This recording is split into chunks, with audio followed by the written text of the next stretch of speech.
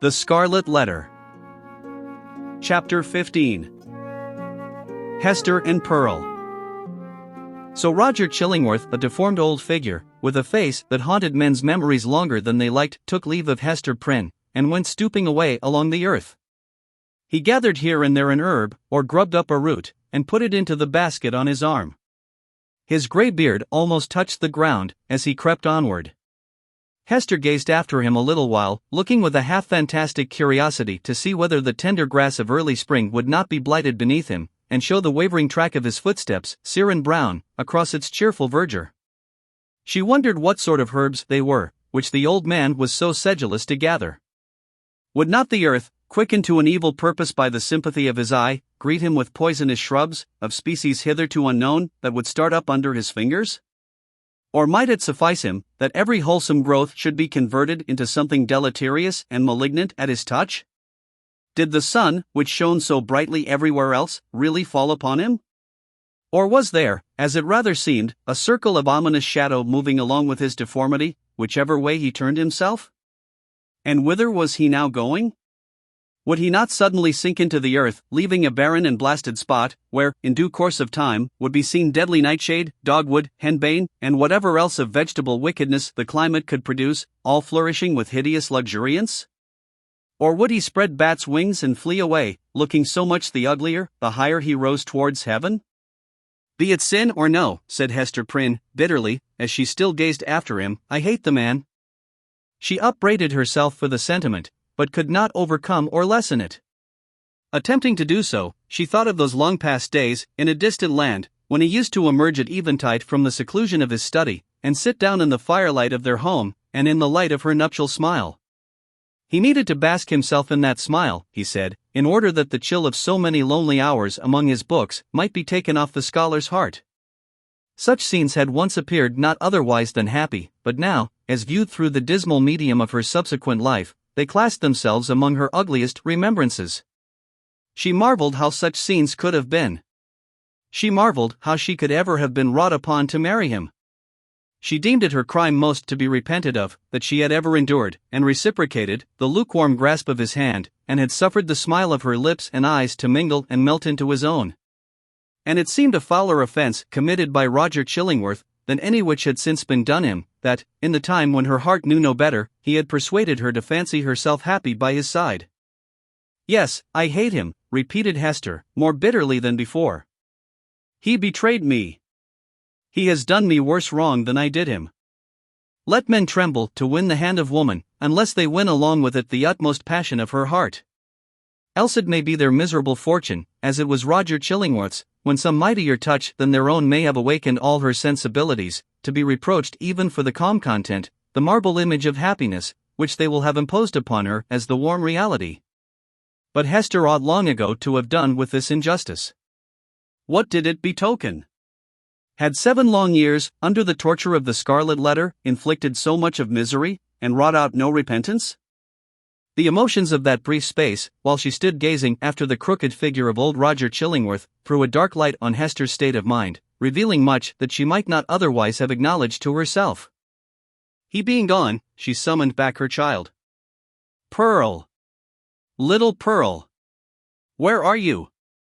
Pearl, whose activity of spirit never flagged, had been at no loss for amusement while her mother talked with the old gatherer of herbs. At first, as already told, she had flirted fancifully with her own image in a pool of water, beckoning the phantom forth, and, as it declined to venture, seeking a passage for herself into its sphere of impalpable earth and unattainable sky. Soon finding, however, that either she or the image was unreal, she turned elsewhere for better pastime.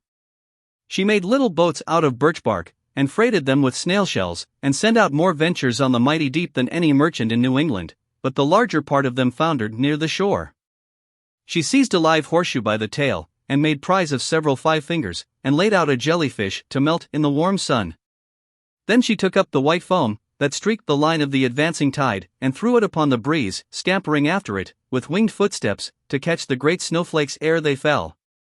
Perceiving a flock of beach birds that fed and fluttered along the shore, the naughty child picked up her apron full of pebbles, and, creeping from rock to rock after these small sea fowl, displayed remarkable dexterity in pelting them. One little gray bird, with a white breast, Pearl was almost sure, had been hit by a pebble, and fluttered away with a broken wing. But then the elf child sighed, and gave up her sport, because it grieved her to have done harm to a little being that was as wild as the sea breeze, or as wild as Pearl herself. Her final employment was to gather seaweed, of various kinds, and make herself a scarf, or mantle, and a headdress, and thus assumed the aspect of a little mermaid. She inherited her mother's gift for devising drapery and costume. As the last touch to her mermaid's garb, Pearl took some eelgrass, and imitated, as best she could, on her own bosom, the decoration with which she was so familiar on her mother's. A letter, the letter A, but freshly green, instead of scarlet.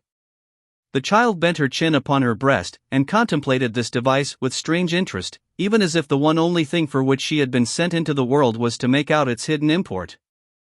"I wonder if Mother will ask me what it means," thought Pearl. Just then, she heard her mother's voice, and flitting along as lightly as one of the little seabirds, appeared before Hester Prynne, dancing, laughing, and pointing her finger to the ornament upon her bosom. "My little Pearl," said Hester, after a moment's silence, "the green letter, and on thy childish bosom, has no purport. But dost thou know, my child, what this letter means which thy mother is doomed to wear?" "Yes, mother," said the child. "It is the great letter A thou hast taught me in the hornbook." Hester looked steadily into her little face, but, though there was that singular expression which she had so often remarked in her black eyes, she could not satisfy herself whether Pearl really attached any meaning to the symbol. She felt a morbid desire to ascertain the point. "Dost thou know, child, wherefore thy mother wears this letter?" "Truly do I," answered Pearl, looking brightly into her mother's face. "It is for the same reason that the minister keeps his hand over his heart." "And what reason is that?" asked Hester, half smiling at the absurd incongruity of the child's observation, but, on second thoughts, turning pale. "What has the letter to do with any heart, save mine?" "Nay, mother, I have told all I know," said Pearl, more seriously than she was wont to speak. "Ask yonder old man whom thou hast been talking with. It may be he can tell. But in good earnest now, mother dear, what does this scarlet letter mean, and why dost thou wear it on thy bosom, and why does the minister keep his hand over his heart?" She took her mother's hand in both her own, and gazed into her eyes with an earnestness that was seldom seen in her wild and capricious character. The thought occurred to Hester, that the child might really be seeking to approach her with childlike confidence, and doing what she could, and as intelligently as she knew how, to establish a meeting point of sympathy. It showed Pearl in an unwonted aspect.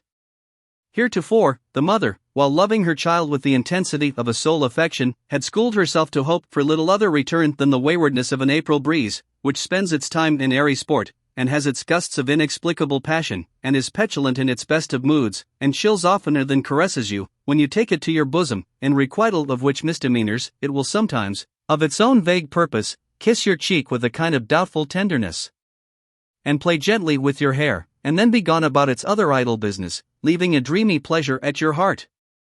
And this, moreover, was a mother's estimate of the child's disposition. Any other observer might have seen few but unamiable traits, and have given them a far darker coloring. But now the idea came strongly into Hester's mind, that Pearl, with her remarkable precocity and acuteness, might already have approached the age when she could be made a friend, and entrusted with as much of her mother's sorrows as could be imparted, without irreverence either to the parent or the child. In the little chaos of Pearl's character there might be seen emerging, and could have been, from the very first, the steadfast principles of an unflinching courage, an uncontrollable will, a sturdy pride, which might be disciplined into self-respect, and a bitter scorn of many things, which, when examined, might be found to have the taint of falsehood in them. She possessed affections, too, though hitherto acrid and disagreeable, as are the richest flavors of unripe fruit. Withal, these sterling attributes, thought Hester, the evil which she inherited from her mother must be great indeed, if a noble woman do not grow out of this elfish child. Pearl's inevitable tendency to hover about the enigma of the Scarlet Letter seemed an innate quality of her being. From the earliest epoch of her conscious life, she had entered upon this as her appointed mission. Hester had often fancied that Providence had a design of justice and retribution in endowing the child with this marked propensity, but never, until now, had she bethought herself to ask, whether, linked with that design, there might not likewise be a purpose of mercy and beneficence. If little Pearl were entertained with faith and trust, as a spirit messenger no less than an earthly child, might it not be her errand to soothe away the sorrow that lay cold in her mother's heart, and converted it into a tomb, and to help her to overcome the passion, once so wild, and even yet neither dead nor asleep, but only imprisoned within the same tomb-like heart? Such were some of the thoughts that now stirred in Hester's mind, with as much vivacity of impression as if they had actually been whispered into her ear. And there was little Pearl, all this while, holding her mother's hand in both her own, and turning her face upward, while she put these searching questions, once, and again, and still a third time. "What does the letter mean, mother, and why dost thou wear it, and why does the minister keep his hand over his heart?" "What shall I say?" thought Hester to herself. "No. If this be the price of the child's sympathy, I cannot pay it." Then she spoke aloud. "Silly Pearl," said she, "what questions are these? There are many things in this world that a child must not ask about. What know I of the minister's heart? And as for the scarlet letter, I wear it for the sake of its gold thread." In all the 7 bygone years, Hester Prynne had never before been false to the symbol on her bosom. It may be that it was the talisman of a stern and severe, but yet a guardian spirit, who now forsook her, as recognizing that, in spite of his strict watch over her heart, some new evil had crept into it, or some old one had never been expelled. As for little Pearl, the earnestness soon passed out of her face. But the child did not see fit to let the matter drop. 2 or 3 times, as her mother and she went homeward, and as often at supper time, and while Hester was putting her to bed, and once after she seemed to be fairly asleep, Pearl looked up, with mischief gleaming in her black eyes. "Mother," said she, "what does the scarlet letter mean?" And the next morning, the first indication the child gave of being awake was by popping up her head from the pillow, and making that other inquiry, which she had so unaccountably connected with her investigations about the scarlet letter. "Mother, mother, why does the minister keep his hand over his heart?" "Hold thy tongue, naughty child," answered her mother, with an asperity that she had never permitted to herself before. "Do not tease me, else I shall shut thee into the dark closet." Chapter 16. A Forest Walk. Hester Prynne remained constant in her resolve to make known to Mr. Dimmesdale, at whatever risk of present pain or ulterior consequences, the true character of the man who had crept into his intimacy.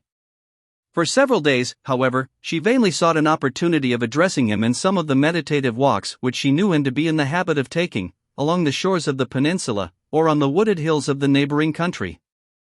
There would have been no scandal, indeed, nor peril to the holy whiteness of the clergyman's good fame, had she visited him in his own study, where many a penitent, ere now, had confessed sins of perhaps as deep a dye as the one betokened by the scarlet letter.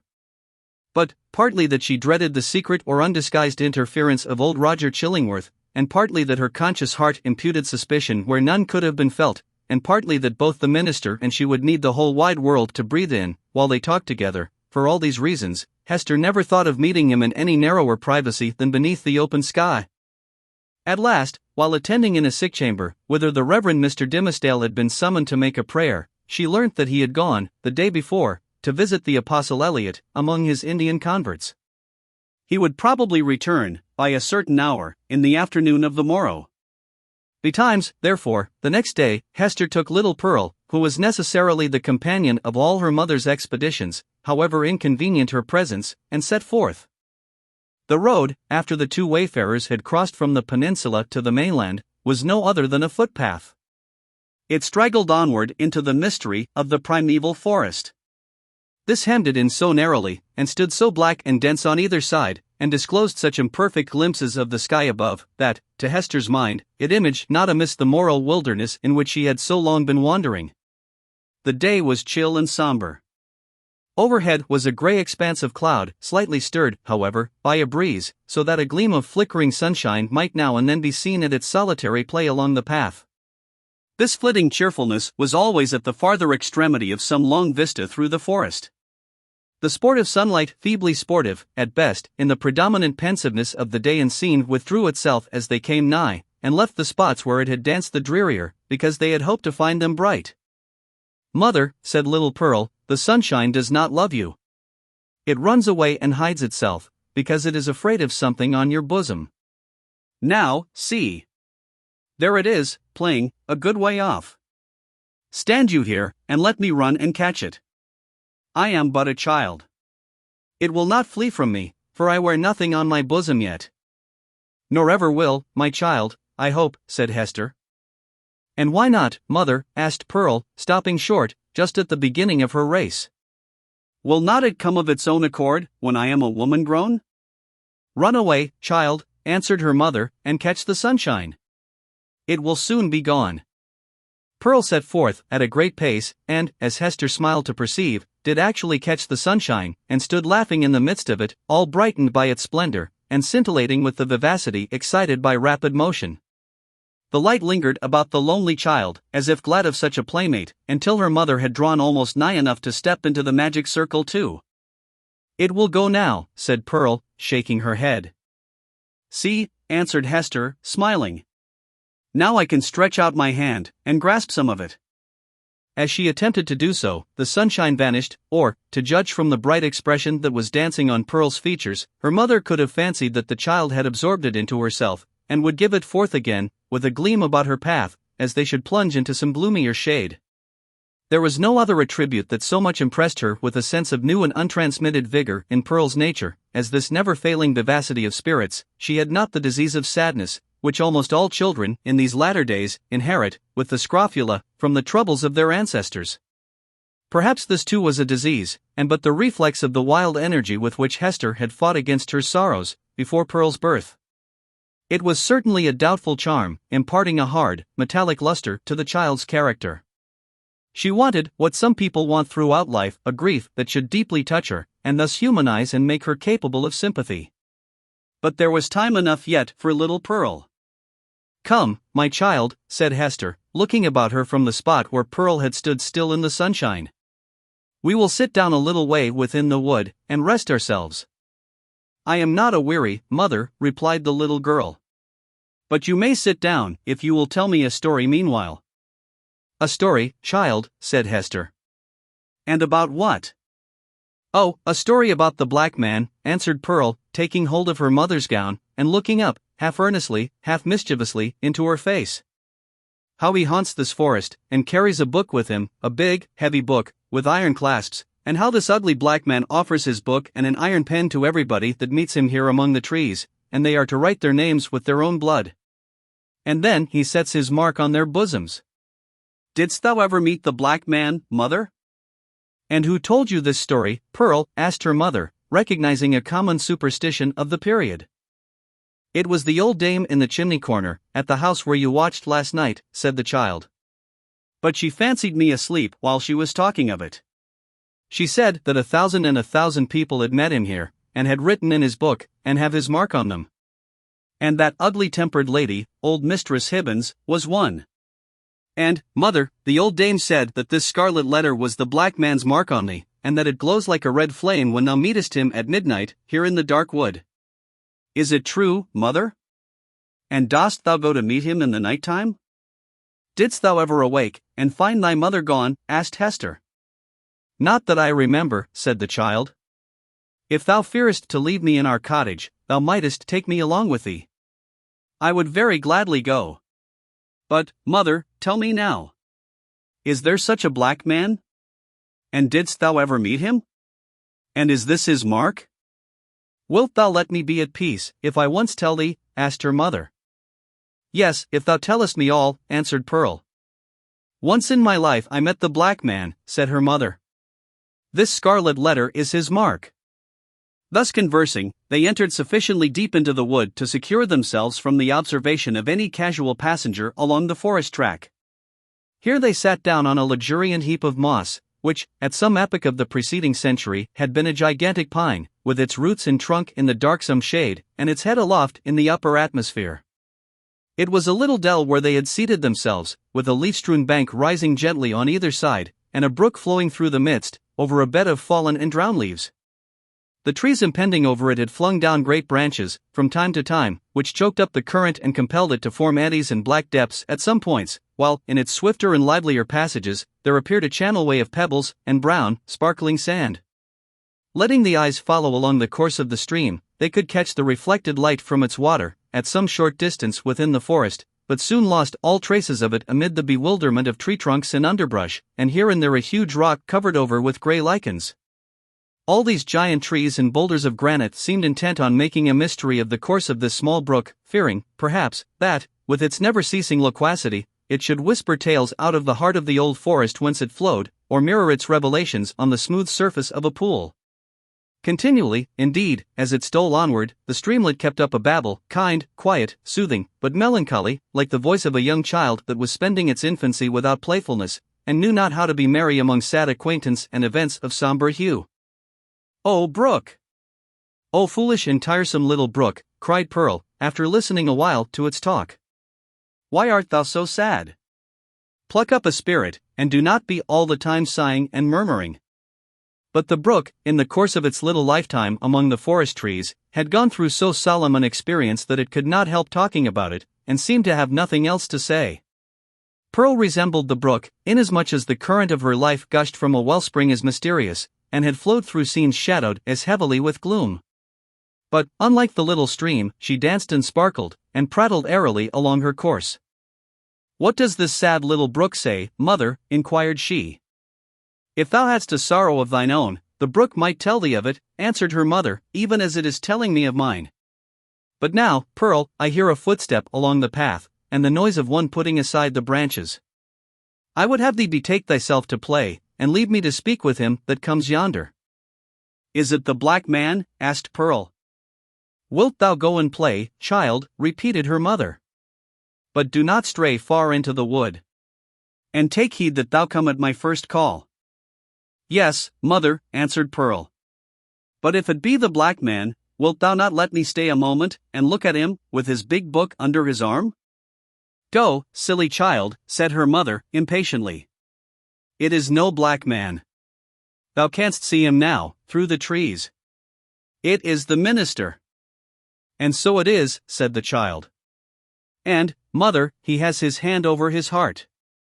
Is it because, when the minister wrote his name in the book, the black man set his mark in that place?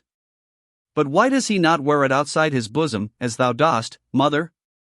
"Go now, child, and thou shalt tease me as thou wilt another time," cried Hester Prynne. "But do not stray far. Keep where thou canst hear the babble of the brook." The child went singing away, following up the current of the brook, and striving to mingle a more lightsome cadence with its melancholy voice. But the little stream would not be comforted, and still kept telling its unintelligible secret of some very mournful mystery that had happened, or making a prophetic lamentation about something that was yet to happen within the verge of the dismal forest. So Pearl, who had enough of shadow in her own little life, chose to break off all acquaintance with this repining brook. She set herself, therefore, to gathering violets and wood anemones, and some scarlet columbines that she found growing in the crevices of a high rock. When her elf child had departed, Hester Prynne made a step or two towards the track that led through the forest, but still remained under the deep shadow of the trees. She beheld the minister advancing along the path, entirely alone, and leaning on a staff which he had cut by the wayside. He looked haggard and feeble, and betrayed a nerveless despondency in his air, which had never so remarkably characterized him in his walks about the settlement, nor in any other situation where he deemed himself liable to notice. Here it was woefully visible, in this intense seclusion of the forest, which of itself would have been a heavy trial to the spirits. There was a listlessness in his gait, as if he saw no reason for taking one step farther, nor felt any desire to do so, but would have been glad, could he be glad of anything, to fling himself down at the root of the nearest tree, and lie there passive, forevermore. The leaves might bestrew him, and the soil gradually accumulate and form a little hillock over his frame, no matter whether there were life in it or no. Death was too definite an object to be wished for, or avoided. To Hester's eye, the Reverend Mr. Dimmesdale exhibited no symptom of positive and vivacious suffering, except that, as little Pearl had remarked, he kept his hand over his heart.